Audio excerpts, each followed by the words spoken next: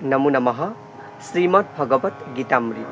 আজি শ্ৰীমদ ভগৱত গীতাৰ সাংখ্যযোগ নামৰ দ্বিতীয় অধ্যায়ৰ ৭৭ সংখ্যক শ্লোকভাগী হৈছে এনেধৰণৰ: আপুৰ্যমানম অচল প্ৰতিষ্ঠং সমুদ্ৰমাপঃ প্ৰবিশন্তি যদ্বৎ তদ্বৎ কামায়াং প্ৰবিশন্তি সৰ্বে স শান্তিমাপ্নোতি কামকামী। এই বিশিষ্ট শ্লোকভাগীৰ বক্তা হৈছে শ্ৰীমদ ভগৱত শ্ৰীকৃষ্ণ।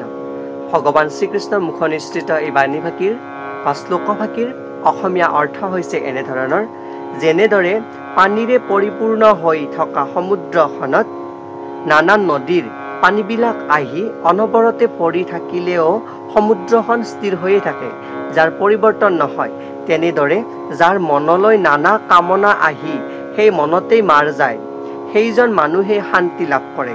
কিন্তু কামনাবিলাক চৰিতাৰ্থ হোৱাৰ বাবে কামনা কৰি থকাজনে শান্তি নাপায়।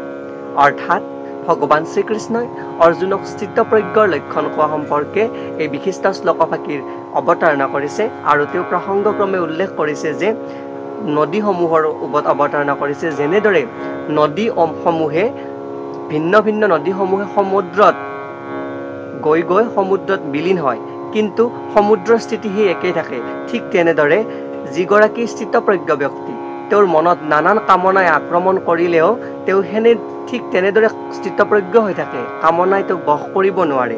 আৰু ইয়াতে উল্লেখ কৰিছে যে তেওঁ সেই মানুহগৰাকী শান্তি লাভ কৰে যিয়ে কামনাক বশ কৰিব পাৰে আৰু কামনাই তেওঁক ভ্ৰষ্ট কৰিব নোৱাৰে। কিন্তু যিয়ে সেই কামনাবিলাক চৰিতাৰ্থ কৰিব খোজে বা কামনাত ব্ৰতীত হয়, তেওঁ এই সংসাৰত শান্তি নাপায় আৰু তেওঁ কামনাতে বশভূত হয়, কামনাৰ দ্বাৰাই এই সংসাৰত মায়াত আবদ্ধ হ'বলগীয়া হয়।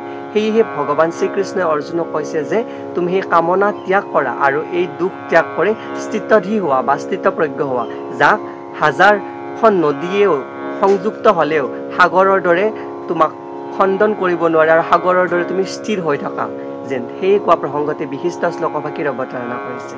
ধন্যবাদ।